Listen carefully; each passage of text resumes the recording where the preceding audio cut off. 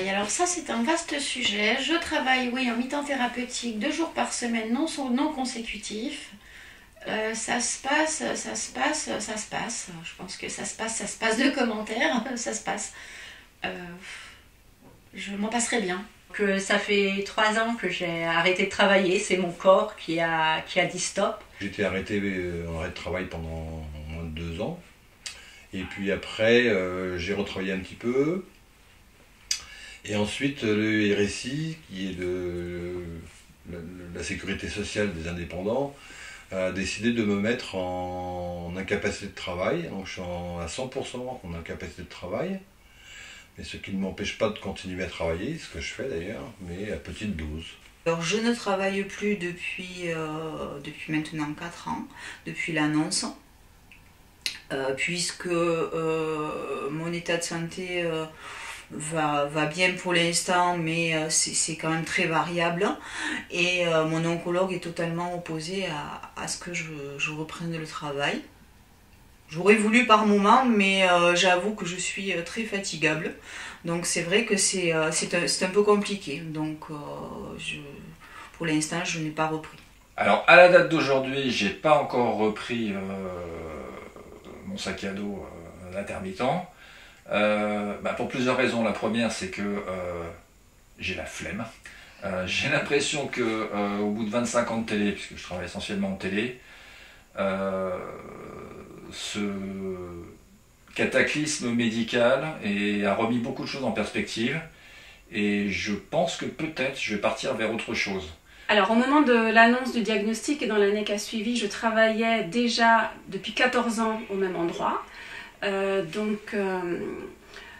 J'ai bénéficié d'un arrêt de travail au début de quelques mois, un peu pour comprendre ce qui m'arrivait et retomber un peu sur mes pattes. Et puis ensuite j'ai repris en mi-temps thérapeutique et l'adaptation au travail a été assez simple puisque j'avais un travail de bureau assez sédentaire et une charge de travail compatible avec cet aménagement.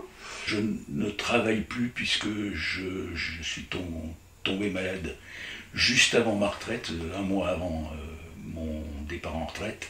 Il se trouve que depuis, ma situation professionnelle a changé puisque j'ai souhaité passer un concours que j'ai réussi. Donc là, maintenant, je suis dans une période un petit peu moins confortable puisque je dois un peu faire mes preuves, être présente, être assidue. Donc voilà, parfois c'est difficile de combiner les traitements, les conséquences des traitements, le suivi médical avec cette nouvelle activité professionnelle où il faut que je m'investisse. Mais bon, pour l'instant, ça tient.